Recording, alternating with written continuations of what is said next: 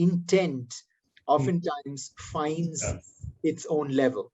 If a marketeer has an intent to kind of add value, to differentiate, to conserve, or to sustain, that intent beautifully finds its purpose in data. So, and that's the beauty about data, right?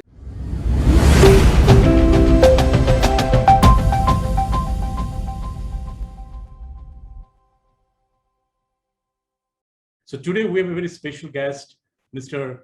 Indusekhar, Vice President, Hypersonix. And he spent 2 decades, especially in IT marketing space. So welcome, Mr. Indu, to the Vision Board. Thank you, Arindam. So, looking forward to this conversation. Mr. Indu, my first question that, just now I mentioned that you spent 2 decades into the space. And you have seen that how, especially the B2B marketing in IT sector have evolved. So how's your experience, and few key learnings that you want to share with the community members?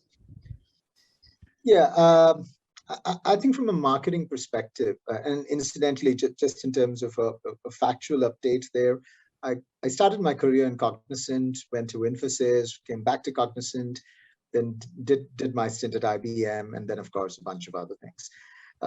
So from a technology marketing perspective, I think I've been one of those guys who was very fortunate to have transitioned the traditional to the digital space, if you will, right? I still remember when we started way back in Cognizant, a lot of the marketing was essentially content that we would write for brochures and stuff like that we would host at events, right? Then I was also at the point where we launched the first e-marketing campaign for Cognizant, right? And so today that gets into serious mail marketing formats at multiple levels. And then, of course, from an advertising perspective, I think one of the biggest things was recruitment was always done with the Wednesday's opportunity section in the Hindu or the Times of India, right? So some of us who belong to that generation might still remember the day when that opportunity section became 20 to 25 pages at any given point of time, right? So, and hiring was a very large part of the ecosystem. And then, of course, there was a website, and that's all it did, right? So digital meant the website, digital meant a little bit of email marketing. Exactly. And apart from that, it was the traditional brick and mortar, the kind of printed versions of collaterals and brochures and stuff like that, right?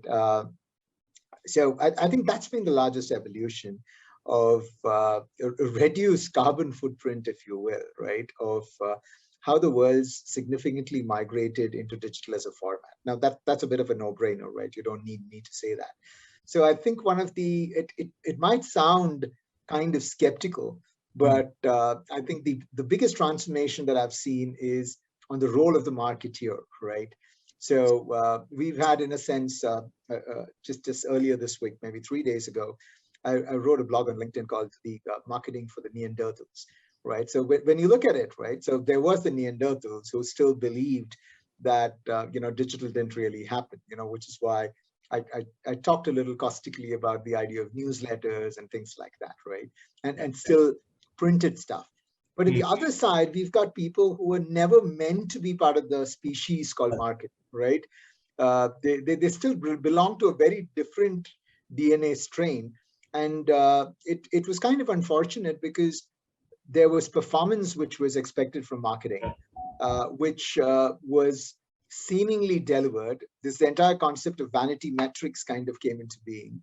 And the essence of marketing, which is all around, you have to do something for a certain someone with a certain value that you give out there, right? At a very simple level, that was getting lost all through. Yeah. But I think, and that would eventually happen. And then today we have a hybrid marketeer who also thinks strategy, who also thinks concepts and ideas, and another marketeer who also understands, and all rolled in the same marketeer, of course, who also understands the value of metrics.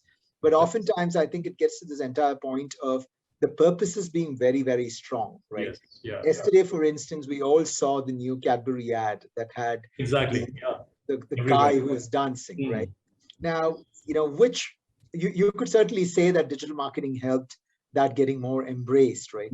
But if somebody is going to ask the simple question, are people going to buy more chocolates just because there was this guy who ran happily and changed the entire stereotype and stuff like that? Very Not valid. really. Yeah. Right. So I think while from a brand accentuation perspective and things like that, it does play itself out.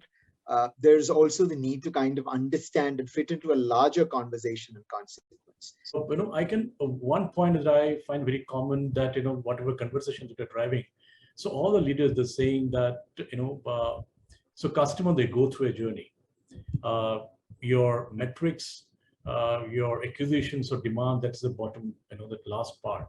So their journey start with, that your awareness, there are your brand positions, what you stand for, and you also that resonate the same thing. So yeah, so to the same context, my next question is that, so there used to be a time when, that the lots of marketing were based on, that, okay, the assumption, some bit of a data, but now things are completely different. We are supported by technology. There are lots of data called the big data and all. But at the same time, if you think as a customer, so they're also bombarded with different kind of communications content everywhere. You open your, that any of your online space, you're bombarded with the content. Now, in this kind of a scenario, how do you think that brand should engage with the customer rather just showing the content to them, which is maybe very, very their product specific or solution specific? So, what's your point of view on that? Yeah, I think more than content, it oftentimes is very important to gel with the context. Yeah. Right. And what I mean by that is, right, one, nobody is interested in reading anything. Yeah. Right. You could be doing the most sexy thing out there on the planet, but then there is the question that happens on what does it mean to me? So which is where it kind of goes back to this entire thing on context, right? I think every customer reach out needs to have within it a very strong weave of context, because without context, content is zilch. And that's the kind of environment I think people will respect brands as a marketeer much more if you can understand the need and try and see if you're able to solve a problem. And of course, from a B2B marketing perspective, right? I love the perspectives that Rory Sutherland of Ogilvy UK talks about, right? The entire concept of behavioral science. Yes. Yeah. Right. I think there is an assumption that when you're doing B2B, you do not follow the principles of B2C. But at the end of the day, the B2B exec is as human as your B2C consumer, right? Yes. So back in the days, I used to say that, especially in the case of some of the lovely companies that I worked with, Cognizant, for instance, right? Multi-million-dollar decisions for outsourcing were based on the level of comfort that the CXOs had, that this company can take care of it. So there are a whole bunch of underdog companies who don't give a chance to some of the more competent guys purely because of attitude, right? That's a very B2C phenomena. You go to the corner mechanic because you're confident that he will do a much better job on your bike than the other guy, right? So like that. Yes. Right. So yeah, I mean, when it kind of goes back, it's a lot to do with context. It's a lot to do with trust, building relationships, being patient about it, but then also obviously also being, sufficiently urgent, but then not to show that sense of urgency, not to appear desperate. You are desperate. You know it will bring. Yes, exactly. But then you can't just say that.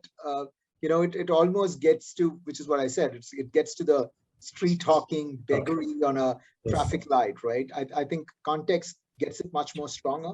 So today's marketeer, the more they understand context and look at ways of connecting to customers at multiple levels. And you oftentimes, I think the best way is either to cerebrally connect or to emotionally connect. And you'll have to see what of the two kind of works itself out. So data, we're talking about, that everyone, especially, suddenly from last, I think 5-6 years, that everyone's talking about that, okay, before you getting into the marketing planning, the data is very, very important. But on the other side of the, the story is that there are lots of marketeer, they're struggling to, how to interpret those data. What do you suggest to those your marketers? So what should the steps they should, take to, simplify the interpretation of data and take the, gist and, summary out of it and convert into your, the planning or the strategy that you want to make for your organization? Beautiful question. And that's the funny part, right? Because I think we always started off late, we started leaning on the assumption that data will give us decisioning answers, right? Though there will be a whole bunch of systems that will give us decisioning answers at a tactical level. I think marketing is a significantly strategic exercise, right? It's a whole bunch of things that you need to kind of play themselves out. So essentially, it's about a couple of things, right? It's about knowing intuitively what to look for in the data that you have out there, right? By that I mean the quest for clear differentiation, right? Whatever that you have as research and reports and numbers and everything else will reveal something to it. Yes. And I think the importance, which is going to be a long way away for cognitive systems at the highest order to even replicate, is going to be human creativity. And what I mean by that is, take a typical case of a forest fire happening in LA. Yeah. Right. And there is in our case, a retailer who needs to shut store in LA, right? Because there is a forest fire happening in the adjacent area. The person has a challenge of shipping all of what they have, especially perishables, and clearing the place to another location. While doing that, the person also has a choice of moving out some of the inventory, right? So the data will basically say that you've got so many things that are perishables. If they don't move out in the next 6 hours, they're going to be dead stock. They're going to be losses for the business. And on the other side, you'll have a data which says that, okay, these things you can move them out. But things like, where do you move them out to? Do you move them out to, say, Santa Monica, which is closer, or should you move them out to San Jose, which is 6 hours away from LA, right? So those are choices that a system will still make. But if the store owner, for instance, or the manager decides that I've got this bunch of things that I can actually liquidate, which by calling them, say, a wildfire kit, and I'm going to put together in that wildfire kit things that people really will need as they vacate their houses, as the fires kind of come closing on them, right? That's human intervention. The person's got a whole bunch of data, identifies the need and an opportunity for a wildfire kit, puts together water, cookies, fire gloves, extinguishers, whatnot. That would be like a survival kit. And that's human intervention, right? So I think going back, why I gave this illustration was going back to this entire point of intent oftentimes finds its own level. If a marketeer has an intent to kind of add value, to differentiate, to conserve, or to sustain, that intent beautifully finds its purpose in data. So, and that's the beauty about data, right? I mean, data has so many contours to it. Data, oftentimes we kind of stop with seeing the balance sheet contours of a data, right? Which is all about, okay, it's going to make me so much money, or it's going to lose me so much money. Right. Yeah. But instead, if you look at it in terms of what are the additional opportunities that we have to play with that data, to differentiate ourselves as a brand, if a marketeer can look at it from multiple perspectives, it could even be something from an employment perspective. Yeah. But I think it's all about intent. What do you want to do as a brand? Where do you want to sustain yourself? And how do you navigate the data through? And so it's like a kind of an evolving compass that you will have to figure it out. I mean, some of what I'm saying might sound a tad profound, but I think if you know that your intent is to make sure that this particular down cycle in the market is, I'm going to make sure that I'm going to look at data to make sure I'm going to minimize the impact of this down cycle, right? And then what are the ways in which I can minimize the impact of this down cycle? And then if you look at the data, then the data reveals itself at multiple levels, right? Because data splicing will give you custom made, pre-done, tailored stuff. But what do you want to take out of it, and how do you want to kind of help it sustain the business, is a very creative activity. And that's where I think it's more of long-live marketing kind of a thing, long-live strategy, long-live ideas, because that's what wins. Yeah, exactly. So yeah, there should be right blend, or I say that that hybrid approach that all marketers that should take, whether in terms of using technology or the data, at the same time, how creative we are and how we are, that we are basically thinking ourselves as a customer of a particular brand. Yeah, very well said, Mr. Endu. So now we are, that go little beyond that marketing part, and as you have spent, that or you been through lots of leadership role in some global organization.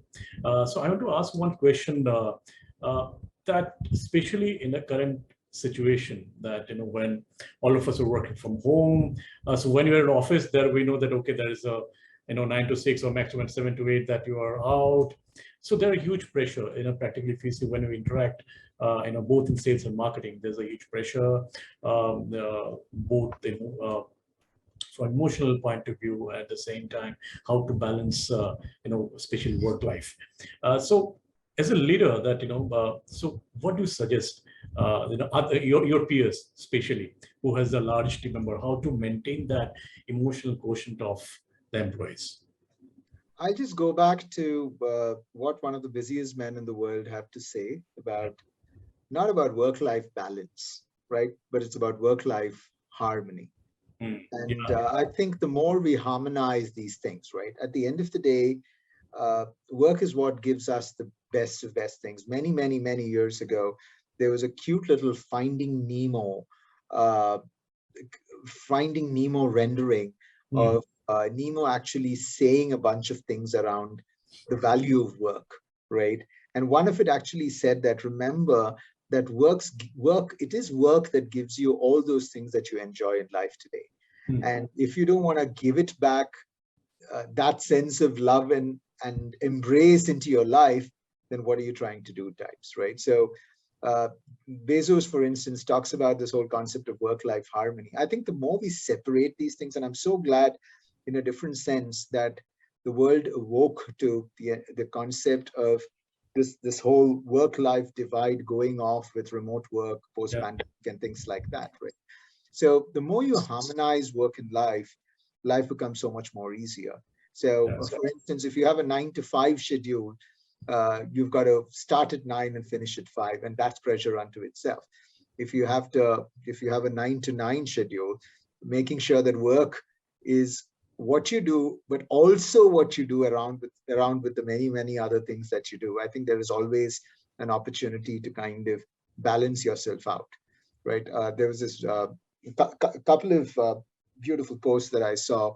One of it said, how to achieve success. And one said the pie had 100% hard work.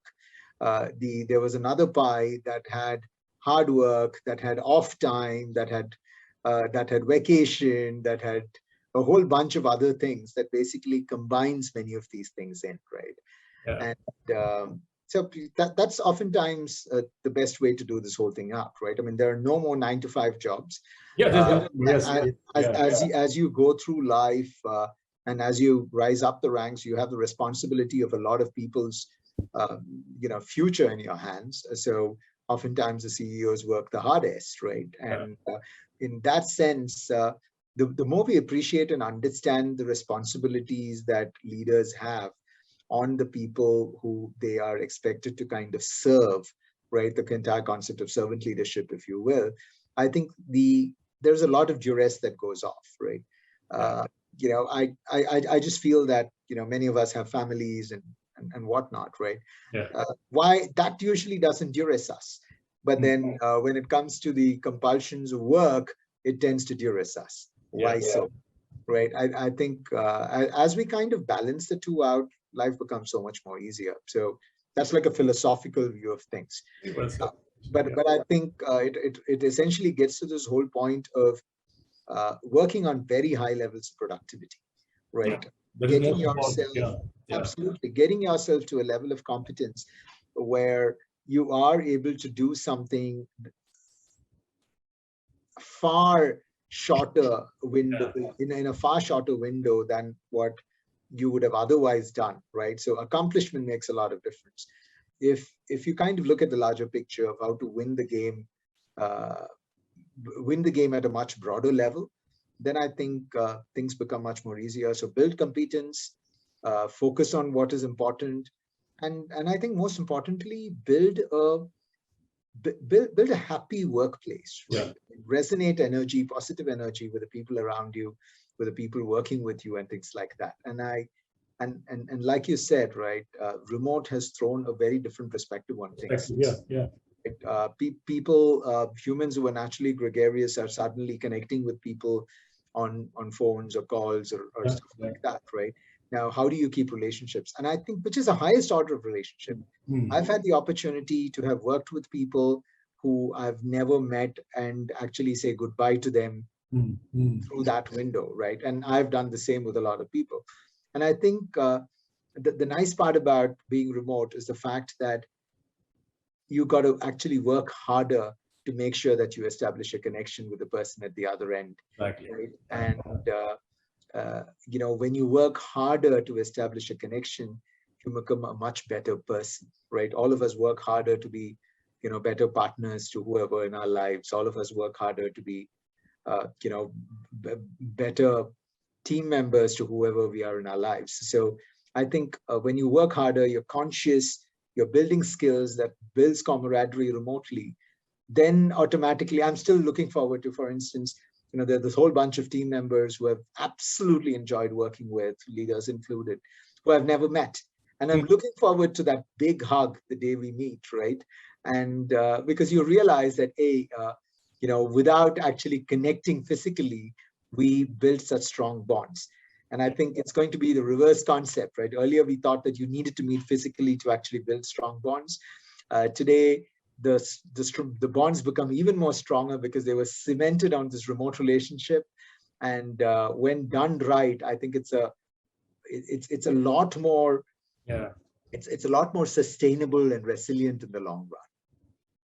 I agree with that. Yeah, definitely. And it's also the owners and to the leader how to build that culture, especially in current days, that how you can take extra initiative to build that, connect with your peers when we are not able to meet physically, because everybody has so much stress in their lives, personally, professionally, whatever. If we can bring a little bit about that joy into the workplace at multiple levels, right? You don't need to play antakshari or exactly, or the tombola every time, right? I mean, it's all about how can you bring in a little bit of more warmth into the workplace, and more so, I think, as Indians, we need to practice that a little more. Our natural affinity to even as simple as smiling at people who we don't know is very strange, right? As opposed to in geographies across the world, people smile happily at people who they don't know either. And that whole concept, which you call phatic communication, right? Which is communication for the sake of communication. I think we got to be less tight about ourselves. Maybe a little bit of the colonial past that we've taken on ourselves, the tight upper lip or whatever kind of stuff. But I think it helps not being a jerk and having a little bit of fun and a lighter side in the workplace. Exactly. Very interesting point. So now, so when you hire, that maybe a new team member in an organization, what are the top 3 key things that that you see, or that in your mind, that it is the top key things that I want to see in my team member whenever they're part of the organization? Okay, I think the most important thing is attitude. Yeah. And by attitude, I oftentimes mean this whole thing about uh, you know being humble enough to accept one's mistakes, being proud enough to be confident of their strengths, and being collaborative enough to make sure that they can work with the team. Right. So I think attitude makes a lot of difference. Integrity and many of that related to it. Right. It kind of rolls in. And then, of course, there's this other bit around capability, right? You will need to be, and again, capability at a very different level. Capability at a level which again is a lot to do with willingness. You have the table stakes to do some stuff, but then you're willing and open to be challenged, right? I think you asked for three, but and I would Yeah. certainly I wouldn't put the third as a criteria, but I would certainly like it because we spoke about it. Would be a bit of a sense of humor. I know I'm not hiring for MTV, but I think there's got to be a certain likeness to your character. Yeah. So maybe it fits into the attitude side of the equation, right? Because if you're too taut about stuff, then it might actually make you a lot more vulnerable to a lot of challenges which can come your way, right? So essentially at a broad level, attitude and capability, with attitude being ahead. And so would you hire somebody with the right attitude but a lesser capability? No. Would you hire somebody with the wrong attitude but a significant capability? Absolutely not. And I think it's between the two, right? Culture and some of that. So now we have come to the later part, the last part of our conversation. So we have a very quick fireside chat. So what are three tips that you feel that to it is required to become or to become a good leader? Yeah, I think at the first level, there needs to be a very high level of empathy, because everybody is fighting their own battles. And the more you can understand what those battles are, the better you would be able to kind of support them, right? And but then before empathy, and I kind of go back, you need to make sure that you have the right people on your bus, right? Oftentimes having the wrong people on your bus throws a lot of things off sync. So I think a leader needs to hire right at a first level, and then serve right, which is about give the people who he or she has hired the right ecosystem that can help them prosper.